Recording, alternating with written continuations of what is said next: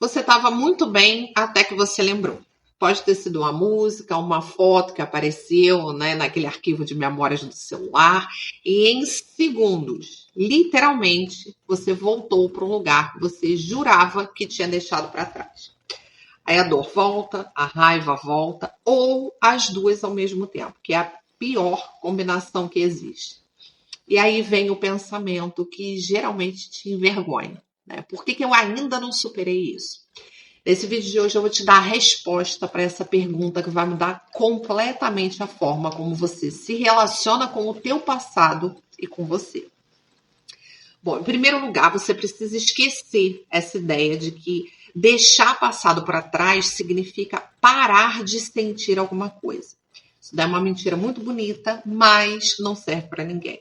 Você não vai acordar um dia e o teu passado simplesmente sumiu, né? Até porque passado não some, passado muda de tamanho. E entender essa diferença é o que faz você começar a mudar o jogo. O teu cérebro ele não foi projetado para esquecer aquilo que dói, né? O nosso cérebro ele é projetado para aprender com isso. A neurociência ela fala que memórias com carga emocional forte, né, principalmente as memórias de dor, elas são armazenadas com uma intensidade muito maior do que as memórias que são consideradas neutras. E isso é um mecanismo de sobrevivência. O nosso cérebro, ele marca o que machucou para a gente não se machucar de novo. Só que o problema é que ele não sabe distinguir o que é uma ameaça real de uma memória antiga. Então, o que ele faz? Ele reage às duas da mesma forma. E é por isso que uma foto de 500 anos atrás estraga o teu dia de hoje. Isso não é uma fraqueza. Isso é o teu cérebro fazendo aquilo que ele foi programado para fazer. Só que tem uma coisa que o teu cérebro faz com o passado que é ainda mais complicada do que a dor em si.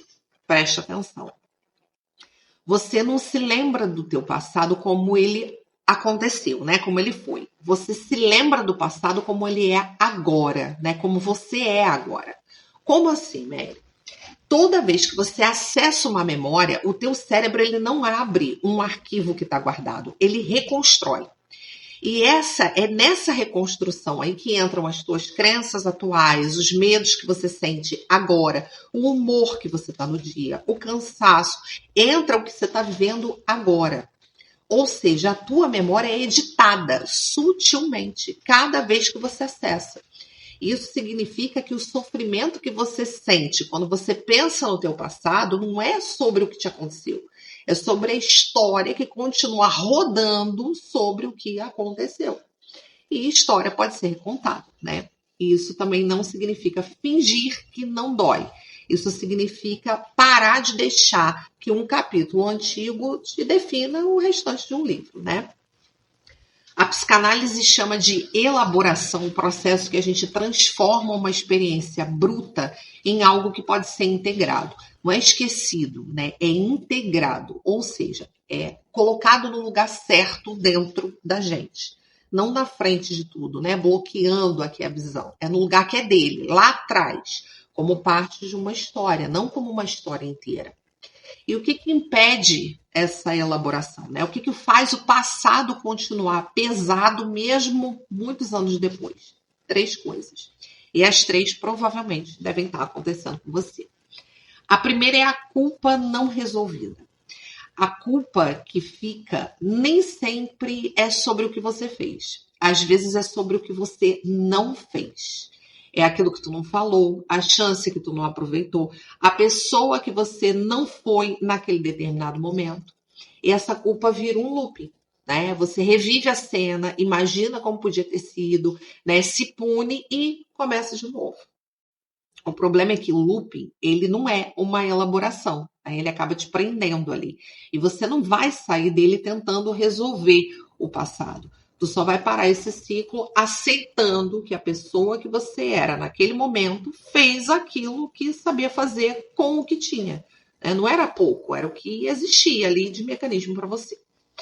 A segunda é um ressentimento guardado. E aqui eu vou ser bem direta, tá? O ressentimento que você carrega, ele não tá machucando a pessoa que te machucou. Ele tá machucando você. Todo dia. O ressentimento é igualzinho àquela frase, né, que a gente escuta muito, que é tomar veneno e esperar que o outro morra, né? Você que carrega o peso e ainda vai pagar o preço. E a outra pessoa tá lá, seguindo a vida dela, feliz da vida, sem saber e sequer tá se importando. Perdoar não é dizer que o que aconteceu foi certo. Perdoar é você se recusar a continuar pagando pelo erro do outro com a tua paz. Terceira, a identidade construída em cima da dor. E essa é a mais complicada de se admitir, né? Porque tem gente que, sem perceber, se tornou a dor. Ou seja, a dor virou a identidade, virou o centro da narrativa. E aí deixar o passado para trás começa a parecer perigoso. Porque se você soltar, quem tu é? Entende uma coisa? Enquanto o que te aconteceu foi a coisa mais importante que você carrega sobre você, vai ser muito difícil construir qualquer coisa nova em cima disso. Então, como é que começa uma reconstrução, né? Como é que você sai disso? Começa com uma decisão, que pode até parecer pequena, mas não é. É você parar de usar o teu passado como explicação para não se mexer, para não mudar. O passado, ele explica onde você chegou, mas ele não determina para onde tu vai. Você pode ter todas as razões do mundo para você estar onde está. Razões até que qualquer pessoa no planeta entenderia. E ainda assim ser completamente responsável pelo que você faz a partir de agora. Até porque explicação e responsabilidade, elas andam juntas, né? Elas coexistem.